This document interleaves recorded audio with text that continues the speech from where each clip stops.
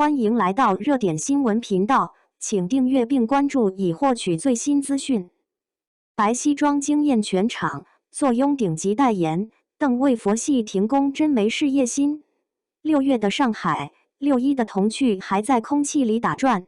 我站在人群里，看见邓为穿着一袭雪白的西装，像雪落在城市的边缘，静默却有力。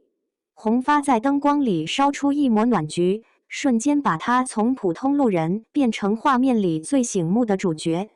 20多分钟的直播被粉丝剪成无数片段，路人被这张脸和这场景缝进心里。有人说这是白马王子降落的戏码，有人则笑他佛系躺平。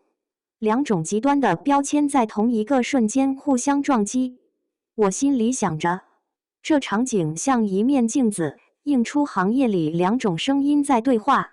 整套 Hyperbox 的白西装搭配 Hearts on Fire 的珠宝，像极了一个被放大镜放大的故事。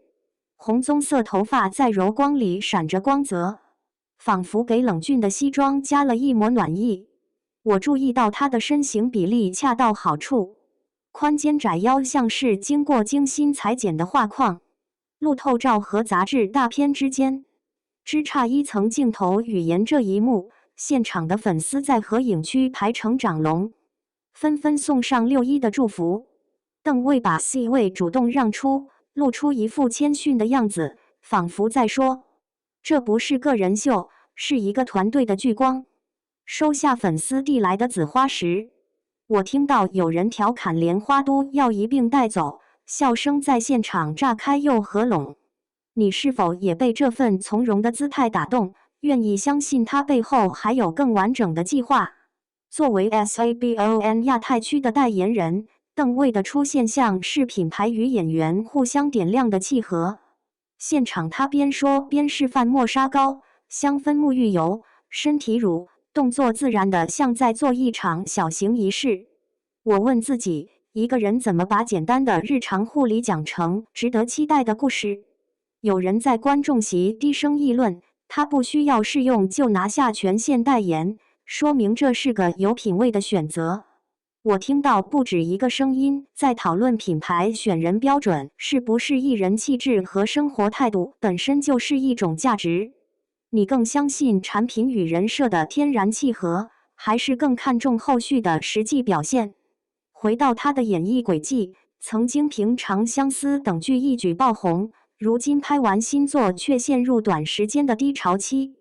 路人们把他与没开机联系在一起，有人用观众缘好却不抓紧变现来标签他，像是在指责他错过了黄金窗口。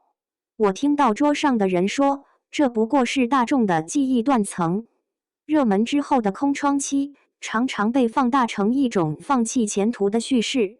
事实上，他手里握着上百份剧本，仍坚持择优签约，不愿被同质化的剧本吞没。难道这不是一种对作品负责、对自我要求更高的选择吗？在工作与休息之间，邓为选择了踩着慢车前行。空档期他紧凑地安排日程，对接高奢代言，落地线下活动，也抽空参加丁香诗会，打磨台词，放弃高薪常驻综艺诱惑。他告诉自己要把体力和灵魂都留给更有意义的角色，哪怕路途更长也要走得稳。停工不是放弃，而是一种自我修复和能力提升的阶段。他在古装与现代间来回试探，不是为了追赶流量，而是为了让未来的戏路更有深度。你有没有想过，当一个演员选择慢下来时，背后其实是在为哪种角色做准备？白西装和王子形象只是镜头里的一层表皮，真正决定未来的是他对剧本的取舍和对自身边界的深耕。我在机位边缘看他和工作人员交流，仿佛在观察一个人用心锻炼的细节。你愿意陪我一起把注意力从外在光环拉回到真实的演技路径吗？也许你心中已经有理想的角色类型，愿不愿意在评论区和我分享你对他未来的期待？